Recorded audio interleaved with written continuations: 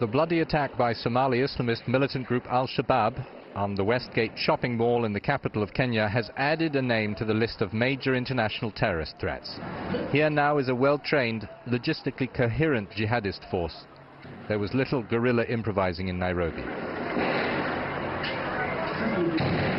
Al-Shabaab's protracted cross-border raid from Somalia into Kenya confirms fears of increasing instability in the Horn of Africa region. It proves that African Union troops' military offensive over the past 2 years to neutralize the Sharia-inspired militia was inadequate. It weakened them by driving them out of key cities they dominated, but it didn't defeat them.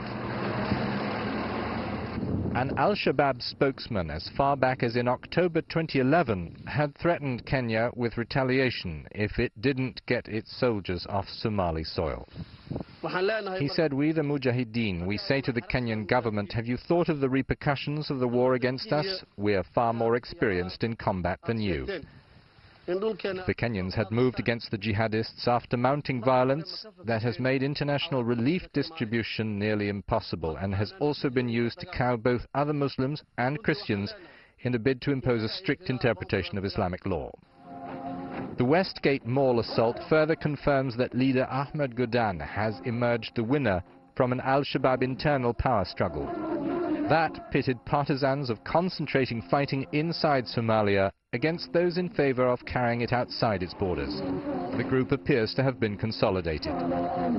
It is an offshoot of the Islamic Courts Union, which fought Somalia's transitional federal government. Although beaten in 2006, Al-Shabaab leaders vowed to wage guerrilla war against those they branded enemies of Islam.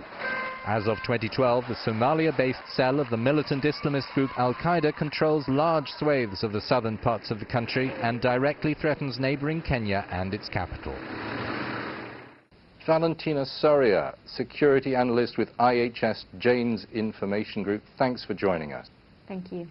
Al-Shabaab has shot to the world's attention. The scale and the organization behind the Nairobi attack proves a certain sophisticated planning and capacity. Was this a surprise for Western security services? Well, I think that to some extent, yes. I think that there has been a sort of complacency maybe on the part of maybe Western security services and then Kenyan authorities as well, in terms of the actual capability that Al-Shabaab was left with. I mean, after most recently, being pushed out of, most of Somalia, the main cities in the country, I think that maybe there was an underestimation of the threat in terms of the actual capability that the group still had, both in terms of manpower, but also in terms of technical capabilities. I think it's important to point out that the target itself was a soft target. So by definition, maybe it wouldn't have taken too much in terms of, actually breaking in as such. I think the security measures around the complex weren't particularly have to be, to the task of, really defending it properly. So in that sense, it wasn't as, sophisticated as an attack on a more, secure, location could have been. What does it say about the Kenyan security services that the attack and the siege dragged out for 4 days with so much bloodshed? How do you find they responded? Should they have seen something like this coming? I suppose that the extent of, how long the attack really went on may have taken maybe even the group by surprise. I suppose that the aim was really to, of course, to carry out the attack in a very spectacular way. But I would suggest that, even the group itself didn't expect to actually last that long, and maybe that Kenyan group troops would have, Kenyan security forces would have, moved in maybe quickly than they did.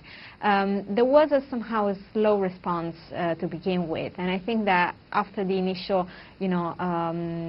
arrival of troops and security forces, I think that somehow they tried to take time to try really to see even if there was any chance of, negotiating with the militants for the release of the hostages, because at that point, there were several hostages still, with the militants. Myths or propaganda are already being circulated about possibly British or American nationals being in Al-Shabaab. What does this tell us about the group, that it's going global? Well, Al-Shabaab has been focusing its effort on the recruitment of people from the Somali diaspora in Western countries, the U.S. in recent years. In the past 2-3 years, they've really stepped up this kind of, recruitment campaign, and that is, pretty well demonstrated by the propaganda strategy that they've adopted. So really issuing, for example, videos on on their activities in English. Very, very sophisticated propaganda machine behind their activities. Valentina Soria, analyst with Jane's Security. Thank you.